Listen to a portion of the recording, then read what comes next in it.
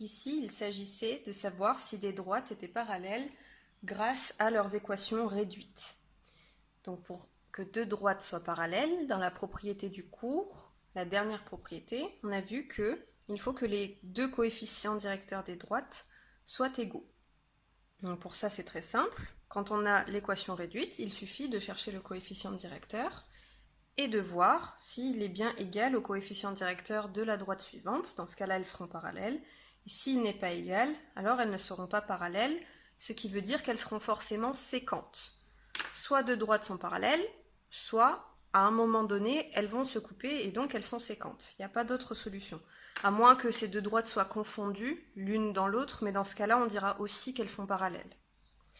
Donc, pour revenir à l'exercice, on regarde pour D1. Alors D1, c'était y égale x moins 4. Devant le x, c'est un 1. Donc m égale 1. Pour D2, y égale 1. Il n'y a pas de x, ce qui veut dire que devant le x, c'est un 0. Pour D3, y égale x. Donc devant le x, il y a un 1.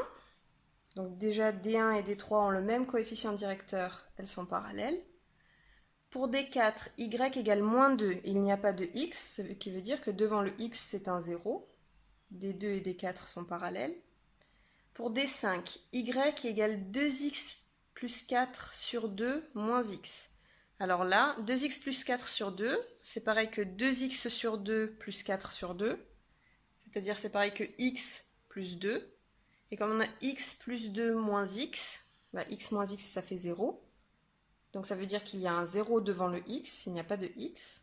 Donc finalement, D5, elle est aussi parallèle à D2 et D4. Et pour finir, pour D6, y égale 3x plus 2 sur 3.